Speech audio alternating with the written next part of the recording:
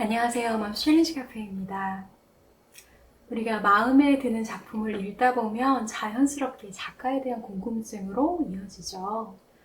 저는 기존 사회가 잘못된 방향으로 흘러가고 있을 때 그 잘못된 방향을 지적하고 바른 방향을 끌어낼 수 있는 작품, 그런 작품을 쓴 작가가 궁금해져요.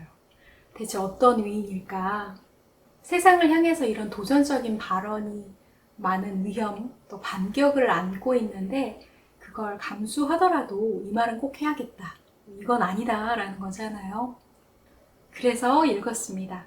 지구의 딸, 지구시인 레이첼 카슨. 제가 작년에 레이첼 카슨의 침묵의 봄을 처음 읽고 이렇게 대단한 작품을 어떻게 리뷰하지? 라고 고민만 하다가 영상을 못 찍고 지나갔는데 올해 다시 카슨의 다른 작품들도 쭉 탐독해가면서 이 작가의 삶이 궁금해서 전기를 좀 읽어보고 싶었어요. 이 책을 보면서 참 의외였던 게 침묵의 봄에서 그려지는 레이첼 카슨은 대장부 같은 대범하고 신랄한 그런 캐릭터였는데 전기를 읽어보니까 상당히 내향적이고 어린아이 같이 순수하고 감상적인 시인의 모습을 볼 수 있더라고요. 물론 꼼꼼하고 완벽을 추구하는 과학자의 모습도 있고요. 그래서 과학과 서정, 이성과 감성을 아우르는 작품을 쓸 수 있었겠죠.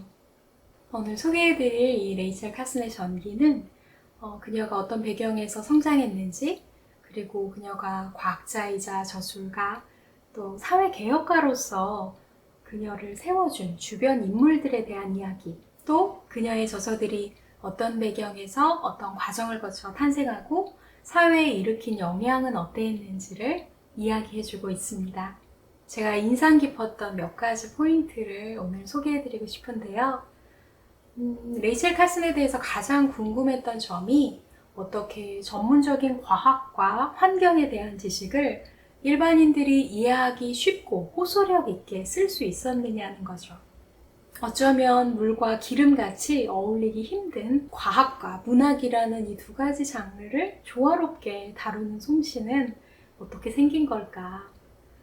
원래 레이첼은 글쓰기에 탁월해서 작가를 꿈꾸며 영문학을 전공한 학생이었습니다.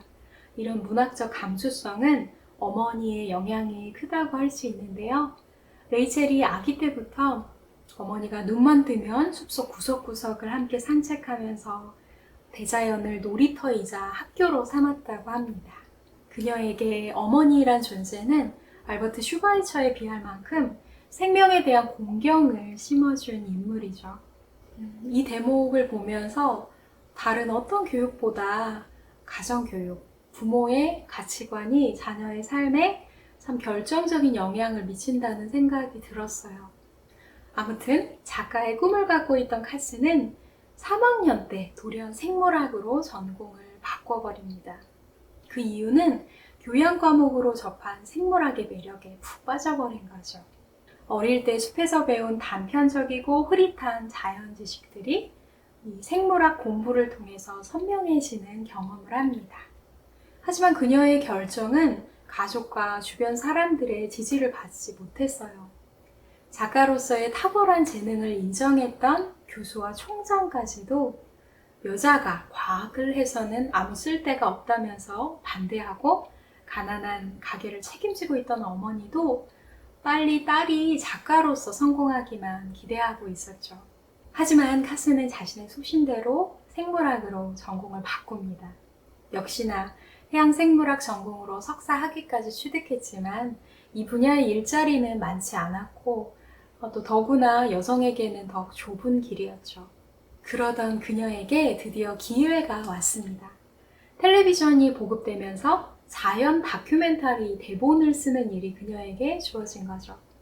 최초로 자연 다큐멘터리 대본 작가의 장르를 연 사람이 바로 레이첼 카슨이었습니다. 결과적으로 그녀는 그녀가 좋아했던 과학과 문학 이 두 가지 분야, 해양생물학을 공부하면서 쌓은 지식과 시인의 상상력을 결합시키는 작업을 하게 됩니다. 하늘도 스스로를 돕는 자를 돕는다고 하잖아요. 정말 예기치 못한 기회가 그녀에게 와서 감격스럽게 하게 되죠. 그녀가 작가로서 성공할 수밖에 없었던 또 다른 이유가 있어요. 불우한 가정 환경 때문이었죠. 28살 아버지가 돌아가시고 본격적으로 레이첼은 가족의 생계를 혼자 떠맡는 가장이 됩니다. 어머니는 편찮으시고 이혼한 언니는 폐렴으로 죽어서 어린 2명의 조카까지 부양할 수밖에 없는 상황이 되었습니다.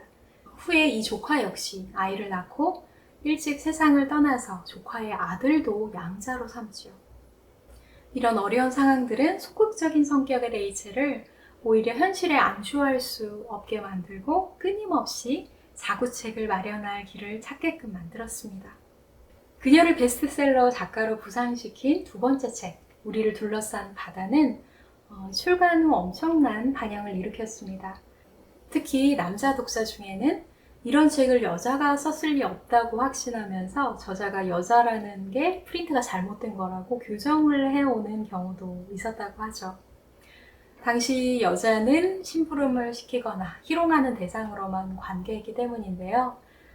팬레터에도 남자에게 붙이는 존경과 경의를 쓰거나 이런 작업을 해낸 여자에게는 남자 대접을 해도 된다는 어이없는 칭찬까지 했다는 재미있는 일화도 소개하고 있습니다. 이 당시 일반인들에게 자연보호, 생태계 보존은 무슨 뜻인지조차 몰랐다고 해요. 땅은 그저 무한하고 인간이 자연에게 해악을 끼칠 수 있다는 건 상상도 하지 못했죠. 대기오염, 수질오염 같은 말도 없고 환경 보호를 위한 규약이나 제약 같은 것도 없었습니다. 하지만 환경에 대한 지식과 감수성이 풍부했던 레이첼에게 당시 발명된 DDT는 원자폭탄과 다름없는 존재였죠. 비슷한 시기에 출현한 이 두 가지 발명품은 과학기술로 태어난 섬뜩한 쌍둥이와도 같았습니다. 미국 농림부와 농산물 판매상들은 생산성 향상을 위해 DDT를 헬리콥터로 마구 살포해댔죠. DDT 세례를 받은 자동차 표면은 녹아내리고 호수의 새, 물고기, 개구리 시체는 둥둥 떠올랐습니다. 7만 마리의 물고기가 몰사하는 사건도 발생했죠. 그래서 그녀는 DDT 남용 실태를 치밀하게 추적해서 정치인들이 환경을 지키는 법안을 수립할 수 있도록 위기 상황을 책을 통해 소상히 밝히기로 합니다. 암으로 투병 중인 그녀에게 목숨을 거는 작업이기도 했고요.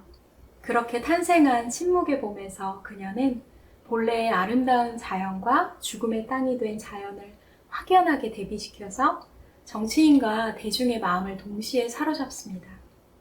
1962년 책이 출간되자 예상대로 맹렬한 공격에 시달리게 되죠. 식량난 해결의 길은 오로지 살충제 활용밖에 없다고 원성을 높이는 화학공장과 이에 소속된 과학자들의 비난이 그녀에게 쏟아졌습니다.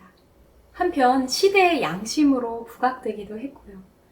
다행히 케네디 대통령은 레이첼의 요청을 받아들여 연구팀을 만들어서 살충제의 위험성을 함께 논의하면서 그녀의 주장을 검토해 갑니다. 그녀가 세상을 떠난 후에 환경보호와 관련된 수천 가지 법률이 제정되고 1970년 환경부가 창설되죠. 그리고 미국 환경부는 DDT 판매와 사용을 엄격히 제한하자 멸종위기에 처했던 야생조류들이 조금씩 자취를 보이기 시작합니다. 그녀가 줄곧 주장했던 내용은 인간과 인간만의 관계가 아닌 모든 생명과의 관계를 염두에서 과학기술을 활용해야 한다는 것이었는데요. 그녀의 작품들 역시 혼자만의 힘으로는 불가능했던 것 같습니다.